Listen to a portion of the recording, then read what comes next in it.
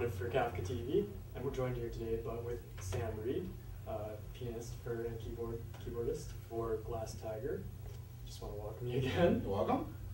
Looking great, guys. Thanks. That was phenomenal, and you guys look like you had a great time. You know, it's after this many years, kind of like riding a bike. Yeah. And speaking of which, after this many years, it's been like I grew up listening to you. There's this funny little thing where I met you guys in Hamilton a few years back. It was Right. Taste of Hamilton. Talked to Alan through, and I said, Alan, I'm wearing this baseball cap. I'm like, Alan, I'm a big fan of you guys. Like, you guys were, you were it for me. Right. And Alan looks at me, and he's having none of it. He's like, you're too young. He's trying to do the math? Yeah, he's doing the math, and he's like, you're too young. And I said, yeah. I ran home and watched video hits, and that was it for him. It was Right. just like, right on. Right, yeah. So, it's 2007. Glass Tiger is still viable. Like, you got this great turnout. What's going on? Well, it's like one of those things, it's the devil you know, right? So you just keep doing it. It's just, we keep thinking, will we just keep touring? Will we make another record? What should we do? And we're all very busy in our personal lives, and so we would like to make a new studio record.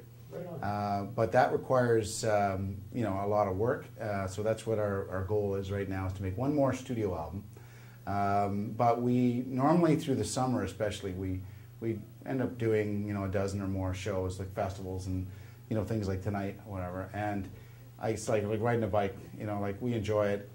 We still get along really well, and we're one of those bands that we've been lucky that way. So, and when we get a fan reaction like that, we're delighted. So yeah, so we keep doing it. Great. You guys looked fantastic out there. Stars reaching for stars. So your bandmate has this pet project of his where he's an astronomer, and he's built the... Wayne. Wayne is our... You know what? And I got to say that this isn't something that he just invented like last week. No. Wayne, from day one in the band, has been into the stars. I mean, that's when we toured, he would be up till 4 or 5 in the morning until it got too late, looking at the sky and doing. He's always been into that. Yeah. So it's actually, it's not a bit of a reach there for him to get into that. But he's gone into it a big way now. With I guess he's done it for so many years now. He's trying to get an appreciation for what people need. Yeah. So he started with this sky shed. Yeah. Which had a roll-off roof, and now this new thing, this pod thing, which is like out of the movies. Yeah. He's done this, which I haven't seen one. I've just seen the sketches of it, so it's about to be launched, I believe. So fantastic. Yeah. So you guys have been busy, and I know you've been busy with. Is it Willow Music? Willow Music is my record label. Yeah. Okay, and can you tell us a little bit about that? When the band we had a few quiet years in the 90s where we weren't really we all went off doing our own thing personally. Right. And not being really a vocalist, it's not my forte. I decided I'd like to stay and do some musical things. So I ended up involved in making some instrumental records, which involves around keyboards, pianos. And it ended up being, one thing led to another, ended up being 7 or 8 CDs in a series called Sanctuary. Okay. And I did them because somebody said, there's a whole market for this stuff. And I went, really? Okay, well, here's one. And I put one out and it went gold. And it's like, okay. Because I'm thinking of a rock and roll project. Yeah. And I had no idea that there's a market outside of that. Because when you're playing a band, especially a band like this, and things are really progressing, you kind of get a bit of tunnel vision, because it's like, there's nothing outside of this, Yeah. So when the band shut down for a while, I was looking for other projects, and I stumbled into that one. So you're giving Brian Eno a run for his money? There are lots of great instrumental, and everybody takes their own spin on it. Yeah. So the nice thing about it is I can produce the records in my own studio, right. And because they're not vocal based, it's not an issue for me. Performance-wise, I don't have to worry about singing them. So they're instrumental, which is a good thing. Yeah. So, anyways, so that's and then I've done some TV and film projects too. So. Great. Yeah. And can you tell us a little bit about, you've got this great doubleheader of Glass Tiger and Loverboy, great Canadian talents. Like, how did this come about for you guys tonight? Well, I'd like to take credit for it, but I can't. Yeah, I mean, what happens with these things, of course, this one in particular is the radio station had this idea to have this, invite-only kind of party, and And you know, there's a lot of classic rock, and I hate to use that term because that's where we get put all the time. I mean, I had Loverboy records growing up. Yeah. I had April Wine records growing up, Yeah. and now we're like basically touring with them. You know, under the same umbrella as classic rock. So the line's kind of blurred as to what year that happens and what year it doesn't. But you know, there's a mutual respect between most of the acts. Loverboy, April Wine, Honeymoon Suite, Glass Tiger, Platinum Blonde, when they can get their shit together.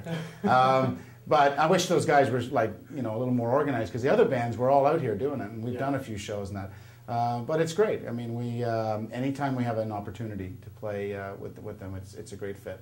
Yeah. Now the names that you've just name referenced there, those are like the soundtrack of my youth in the 80s. Right. And speaking of which, like, this is just on a personal note. When I think about the 80s, when I walked in there and I heard you guys, like, there's a romance that comes back. There's nostalgia. And I guess my question to you is that a generational sort of thing? Or was there magic going off in the 80s? Well, I have two teenage daughters, and I try to relate to the music I try to listen to everything that they listen to. Yeah. And I try to relate it to something that I understand. Yeah.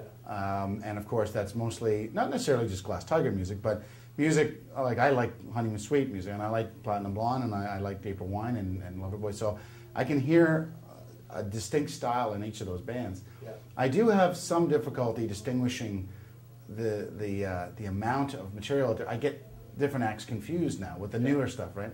And I got to say that some of them seem to go in and out like changing your underwear. I mean, it's like, it doesn't seem to be so many of them that have the staying power anymore. And I gotta attribute that to the depth of the music quality. Okay. You know, and I honestly, of the new bands, I can pick. You know, I mean, I like the Killers.